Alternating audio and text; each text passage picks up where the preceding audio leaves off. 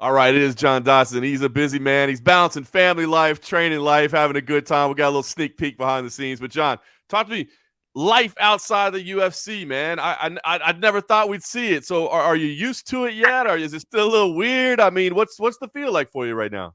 Tell the truth, it's weird because I feel like I'm still one of the top contenders in the world at like in mixed martial arts. So the fact of the matter is, they want me to go show them and showcase my skills of natural raw talent and power and ability. I'll go do it.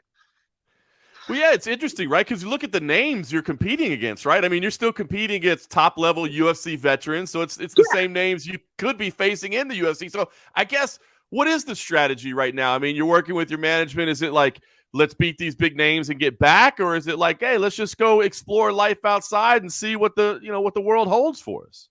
I mean, let's go look at let's go see if the grass is greener on the other side. Like, to be honest with you, I want to go out there and bounce around, and I want to continue my legacy being one of the top flyweights in the world. So that's why I chose to go to BKFC. They gave me the opportunity to go fight at flyweight and beat somebody up. And I was like, absolutely. They're like, who are you going to fight? Ryan Benoit? Oh, another big banger. Let's do it.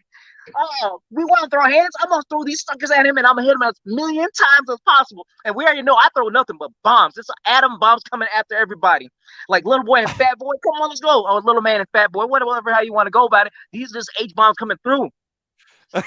I love it, man. The energy is still there. So, how did this come together, John? Were you thinking? I mean, were you as you were kind of outside? Were you thinking, man, this BKFC might be something to do, or did they come to you and just the offer was too sweet to say no? How did it go? I'm gonna be honest with you. There, I was like, no, BKFC. These dudes getting cut up. They're trying to stand and bang, and all they're doing is throwing nothing but hands, and it's raw knuckles sitting there cutting them up. And I was like watching it, and I was like, I don't think I'll ever do this.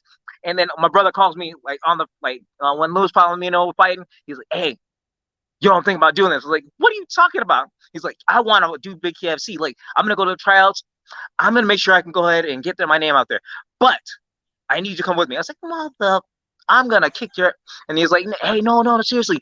I just want you to be my support. I'm always there for you because my little brother has helped me out through my whole career for MMA. All the big highlight knockouts is because he was in my corner, helped me out get training for those fights. And the times that I had like poor performances, or those times where you saw me kind of lacking, he wasn't there for it. So you could see the difference when my brother was in, like, helped me with my training camps and when he wasn't.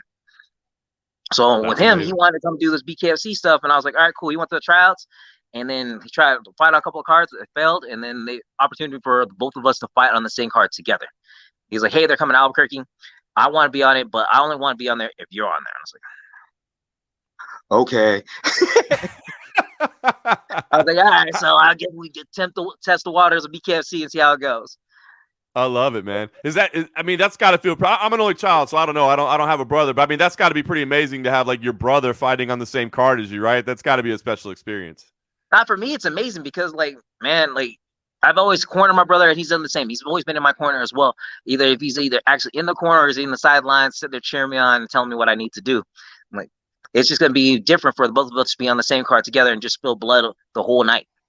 Yeah, I got to imagine. I mean, obviously, no disrespect to your brother, but you're the bigger name, So I imagine you're going to be a little higher up on the card. So, Oh, of what's your course. plan for his fight? What's your plan for his fight? I mean, do you I'm stay in gonna the go out locker there. room? No, I'm gonna go out there, corner him for his fight, and then at the end, when he's done with his, if he doesn't go to the hospital, then he's gonna come back and go corner mine. That's amazing. That's amazing. Is that tough for you, man, to kind of manage your emotions and not have an adrenaline dump during his fight because you still got to fight later in the night? No, because I'm gonna use all that pent up aggression. If my brother gets hit, I'm gonna replay that in my head and be like, "You hit my brother!" And he's like, Ryan's gonna be like, "Oh no, that wasn't me. That wasn't me. Stop. And I'm like, "Okay, cool.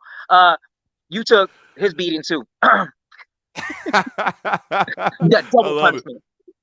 So listen, I mean, I've been talking to a lot of guys that are making the transition from MMA to BKFC, and I always wonder, like, is it a little bit different nerves? You kind of touched on it, right? You're like, I don't think I'm going to do this stuff. Now you're doing it. Is it a little bit different nerves? Like, is it a little maybe an edge that maybe you don't have anymore in MMA because you've done it so many times? Nah, well, it's a different type of level of excitement because I have the same type of fears because I still don't like getting hit. With BKFC, it's more being able to go ahead and do it, and I keep on getting frustrated because everyone keeps on telling me if I'm going to more boxing gyms, practicing more boxing, and they keep on forgetting that this is a different animal on itself. Like, you're sitting there saying, hell yeah, we're going to go ahead and play with a tiger or mix with a bear. and then they're not running the fact that it could be a liger being the whole mix of it.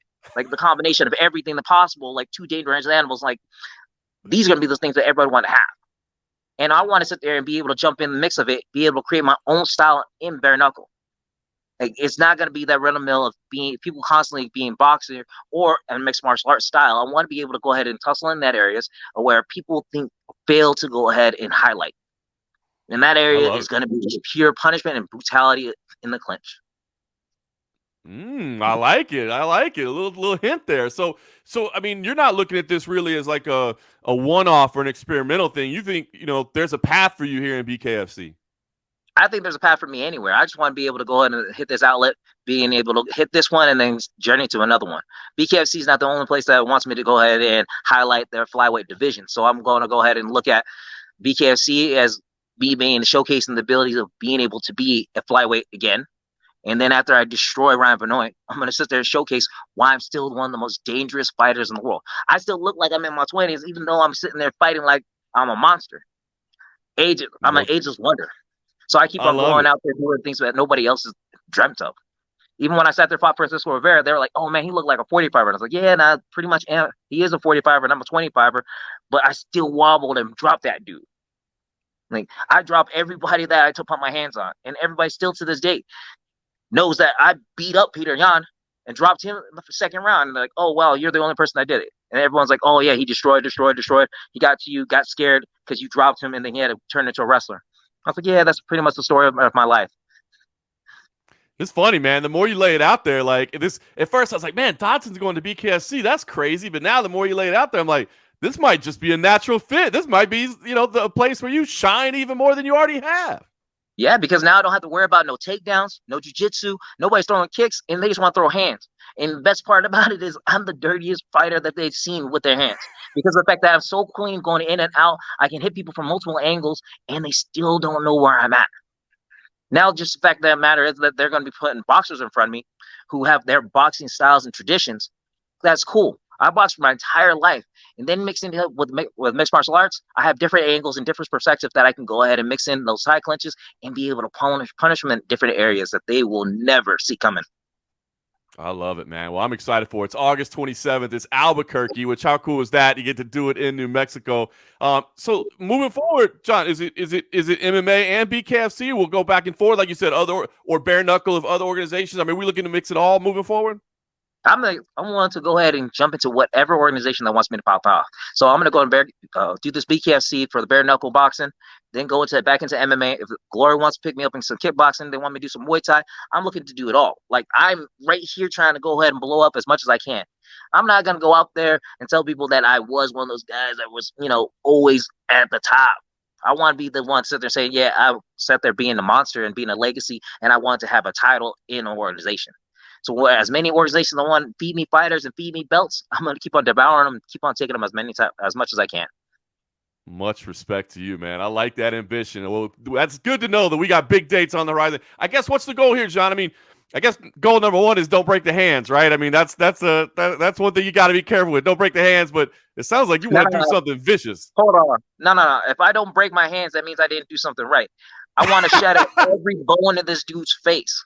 Like I've already came into the mentality that my hands are going to be sacrificed due to the fact that his face is going to be destroyed. If he ain't drinking me through a straw at the end of this fight because he needs his mouth wire shut, then I did something wrong.